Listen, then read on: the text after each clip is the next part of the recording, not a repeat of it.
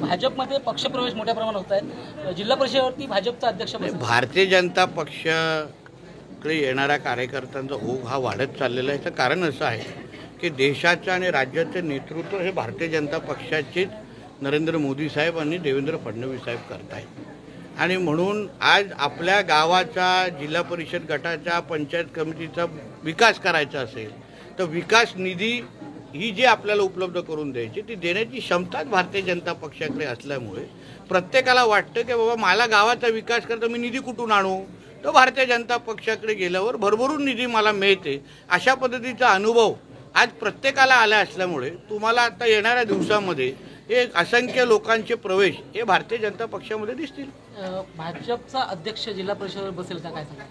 भाजपचा अध्यक्ष अहो, त्यासाठी योग्य वेळ योग्य पद्धतीने तुम्ही थांबा। प्रत्येक प्रश्नाची उत्तर तुम्हाला का भेटेल।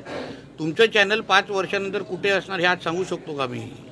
म्हणून आम्हाला शेवटी भारतीय जनता पक्षाच्या प्रत्येक कार्यकर्त्याची इच्छाच आहे की भारतीय जनता पक्षाचाच अध्यक्ष इथे बसला पाहिजे, राणे साहेबांच्याच विचाराचा अध्यक्ष बसला पाहिजे। कारण गेली 25 वर्ष ही राणे साहेबांच्याच विचाराचा भारतीय जनता अध्यक्ष जिल्हा परिषदेवर बसलेला आहे।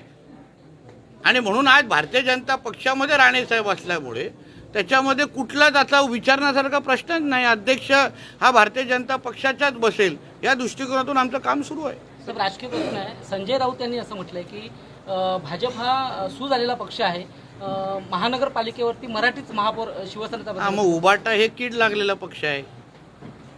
कारण कीड जशी लागते, जसं आता हळूहळू आवळत चाललेलं आहे तसं कीड लागलेल्या पक्षाला उबाटा म्हणतात। आणि म्हणून स्वतःच्या पक्षाची पहिली कीड त्यांनी दूर करावी आणि मग दुसऱ्याची किती सूज आहे याच्यावर मलमपट्टी लावत बसावं।